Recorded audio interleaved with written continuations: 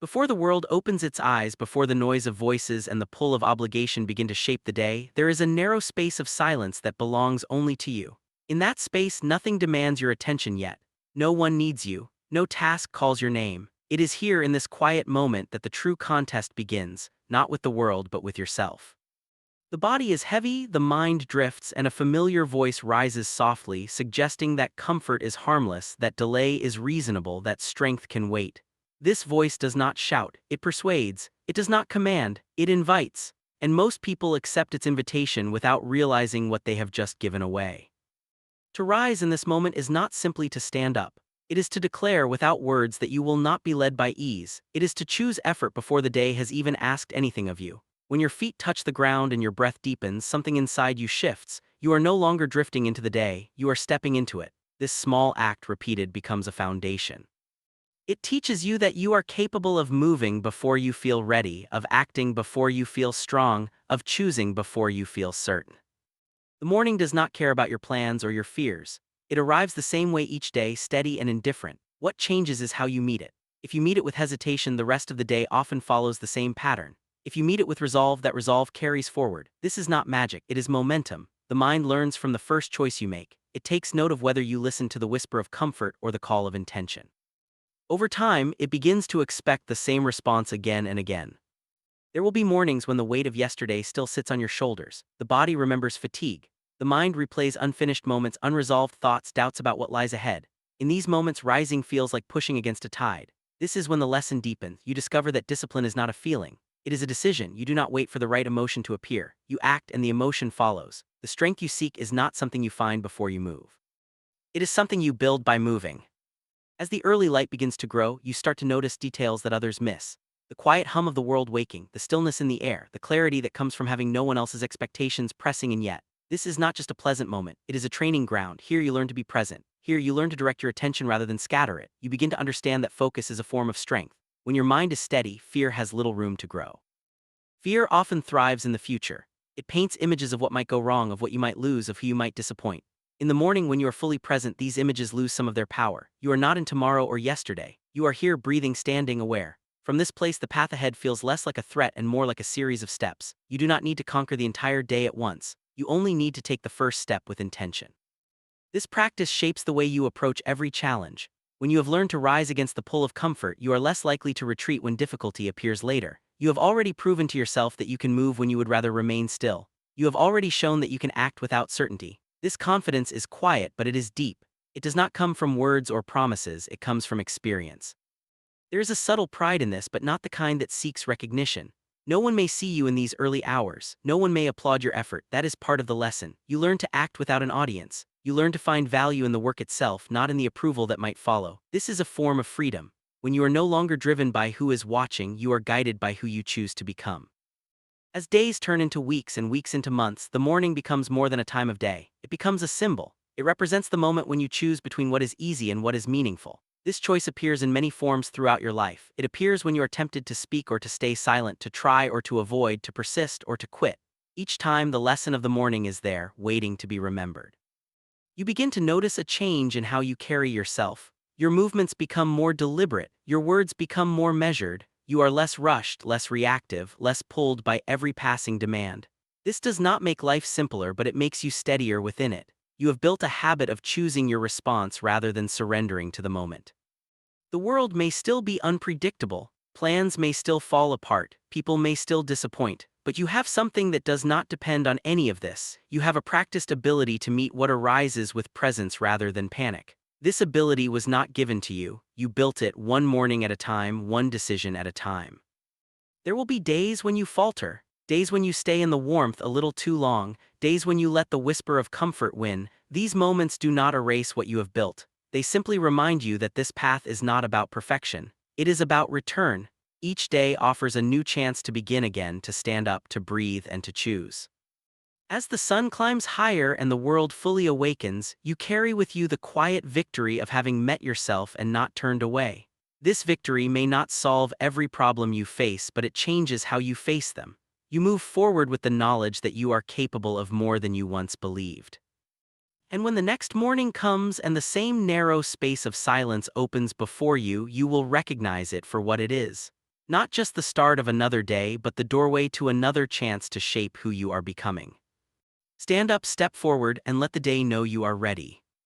Once you have learned to rise with intention, another battle reveals itself, quieter but far more dangerous. It does not come from the outside, it does not announce itself with force. It slips in through thought, through distraction, through small moments of doubt that seem harmless at first. This is why the mind must be guarded more carefully than the body. A body can endure pain and recover, but a mind left unprotected becomes divided, and division is where weakness is born. Most people believe their thoughts are simply who they are. Whatever appears in the mind, they accept as truth. If fear speaks, they listen. If doubt questions their worth, they agree. They do not realize that the mind, like an open gate, allows anything to enter if there is no watchman. When this happens, the person is no longer directing their life, they are being led by whatever thought arrives the loudest. This is not freedom, this is surrender. To guard the mind is not to fight every thought aggressively. That only creates more noise. It is to observe, to notice, and to choose what is allowed to remain. Silence is the first training. When you sit with stillness without reaching for distraction, the mind begins to reveal its habits. You see how it jumps, how it worries, how it seeks comfort and avoids effort. This observation is not meant to shame you. It is meant to make you aware. Awareness is the beginning of control. In silence, you start to recognize that many thoughts are not commands, only suggestions. Fear often speaks as if it knows the future, but it is guessing. Doubt often speaks as if it is protecting you, but it is limiting you. When you see this clearly, their power weakens. You no longer obey every impulse. You begin to pause. In that pause, choice appears. Focus is sharpened through repetition. Each time you return your attention to what matters, you strengthen a mental muscle. At first, it is tiring. The mind resists discipline the same way the body resists training. It wants to wander, to be entertained, to escape effort. But just as the body adapts to strain, the mind adapts to structure. Over time, focus becomes steadier. You can hold your attention on a task, a thought, a goal, without being pulled away so easily. This steadiness becomes a shield. When challenges arise, your mind does not scatter. When pressure increases, you do not immediately react. You observe, assess, and respond. This is how fear is kept at a distance. Fear needs chaos to grow. It feeds on confusion and rushing thoughts. A clear mind leaves it nothing to cling to. Reflection is another form of guarding. At the end of each day, you look back not to judge yourself harshly, but to learn. Where did your thoughts weaken you? Where did they strengthen you? What patterns repeat? This practice turns experience into wisdom. Instead of being controlled by your past, you study it. Instead of being haunted by mistakes, you extract lessons. The mind becomes a place of learning rather than a battlefield of regret. You will notice that many fears are inherited. They come from voices you have heard, expectations placed upon you, limits defined by others. If these are never questioned, they become your own without your consent. Guarding the mind means deciding which beliefs you carry forward and which you lay down. Not every idea deserves your loyalty. Some must be abandoned so that growth can occur. As the mind becomes more disciplined, emotions begin to settle. You still feel them, but they no longer command you. Anger passes without dragging you into reckless action. Anxiety appears but does not paralyze you. Confidence grows not because you believe you are invincible, but because you trust your ability to remain clear under pressure. This trust is earned, not imagined. Distraction is one of the greatest threats to mental strength. It fragments attention and weakens resolve. When the mind is constantly pulled in many directions, nothing is done with depth. Guarding the mind means choosing fewer inputs and engaging with them fully. What you consume, what you listen to, what you give your attention to shapes the inner world. A chaotic input creates a chaotic mind. A deliberate input creates clarity. There will be moments when guarding the mind feels lonely. When you step away from noise, from constant engagement, from easy stimulation, you may feel disconnected.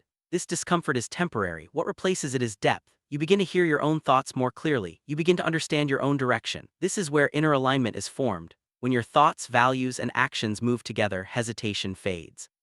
A guarded mind does not mean a closed mind. It remains open to learning, to correction, to growth. But it does not accept every influence blindly. It tests ideas before adopting them. It asks whether a thought leads toward strength or toward weakness. This discernment is what separates those who are led by circumstance from those who shape their path. As this practice continues, fear loses its familiar hold. It still appears, but it no longer dominates the inner space. It is seen, acknowledged, and then set aside in favor of action. The mind remains clear, like still water, reflecting reality without distortion. From this clarity, decisions are made with precision, not panic. Guard your mind as you would guard your life, because in many ways it is your life. What lives there determines how you move, how you choose, how you endure. Keep it disciplined, keep it clear, and nothing outside you will easily break you. A mind that is protected becomes a place where fear cannot settle. When the mind is steady and guarded, another truth becomes impossible to avoid. Whatever stands before you now, your position, your strength, your weakness, your progress, your delay, did not arrive by accident. Many resist this understanding because it removes a familiar shelter. Blame is comfortable, excuses are light to carry, responsibility is heavy, and most refuse to lift it. Yet the moment you accept full responsibility for every outcome in your life, fear begins to lose its authority over you. People often say they want control, but they avoid responsibility.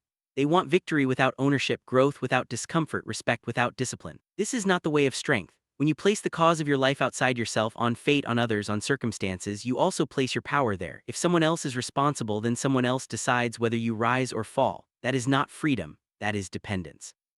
To take full responsibility does not mean to punish yourself endlessly for mistakes. It means to recognize that every choice, even silence, even delay, is a decision. When you see this clearly, you stop waiting to be saved. You stop waiting for permission. You understand that improvement begins the moment you stop explaining and start adjusting. There will be times when the outcome feels unfair. You may have worked harder than others and received less. You may have acted with honesty and still faced loss. Responsibility does not deny these realities, it simply asks a different question. Instead of asking, "Why did this happen to me?" you ask, "What can I do now?" This shift is subtle, but it changes everything. The first question leads to resentment, the second leads to action. Fear thrives when you believe you are powerless. It whispers that events control you, that people decide your worth, that the past defines your limits. Responsibility cuts through this illusion. When you say, "This is mine to deal with," you reclaim authority over your response. You may not control every situation, but you always control how you meet it. That control is enough to move forward. Owning your outcomes sharpens your awareness. You begin to notice patterns in your behavior, where you hesitate, where you rush, where you avoid discomfort. These observations are not meant to weaken you, they are tools. Once you see the pattern, you can change it. Without ownership, patterns repeat endlessly. With ownership, repetition becomes refinement. This path is demanding because it offers no place to hide. If progress is slow, you cannot point elsewhere. If discipline breaks, you cannot shift the blame. This honesty can feel harsh at first, but it is clean. There is no confusion in it. You always know where to look for the next improvement. You look inward, adjust, and move again. When you carry responsibility fully, you also stop fearing judgment. If you are accountable to yourself, the opinions of others lose their grip. Praise does not inflate you, and criticism does not crush you. You listen when it is useful and ignore it when it is noise. Your direction is no longer decided by reaction. It is decided by intention. This mindset builds resilience. When failure comes, and it will, you do not collapse into self-pity. You study what failed, you extract what is useful, you discard what is not, then you return to the path. Failure becomes instruction instead of identity. This is how fear is dismantled. Fear tells you that failure is an ending. Responsibility teaches you it is a lesson. Many avoid responsibility because they believe it will make life heavier. In truth, it simplifies life. When you stop arguing with reality, you save energy. When you stop blaming others, you reclaim focus. When you stop explaining yourself endlessly, you gain clarity. Your actions become direct. Your decisions become cleaner. The weight you feared becomes strength. Responsibility also deepens discipline. You no longer need external pressure to act. You no longer wait for motivation to appear. You understand that whether you act or not, the result will still belong to you. This understanding becomes a quiet push forward. You train when it is difficult because the cost of not training is yours. You prepare when it is inconvenient because the consequence of being unprepared is yours. As this way of thinking settles in, fear has less ground to stand on. Fear often says, "What if this goes wrong?" Responsibility answers, "Then I will handle it." Fear says, "What if I am not enough?" Responsibility answers, "Then I will become more." There is no arrogance in this, only resolve. You do not promise success, you promise effort, adjustment, and persistence. This approach changes how you view others as well. You stop expecting people to fulfill roles they never agreed to. You stop being disappointed when they act according to their nature. You meet them as they are, not as you wish them to be. This clarity reduces conflict and distraction. You conserve energy for your own path. Taking full responsibility is not a single decision made once. It is a daily practice. Each morning, each challenge, each setback asks the same question: will you own this or will you escape it? Each time you choose ownership, you strengthen the part of you that does not retreat under pressure. In the end, responsibility does not make you rigid, it makes you adaptable. Because when everything is yours to handle, you become skilled at handling things. You become calm in uncertainty, you become steady in chaos, and fear, finding no weakness to cling to, slowly loosens its grip. Stand firm in what is yours to carry, and you will find that nothing carries more power than ownership.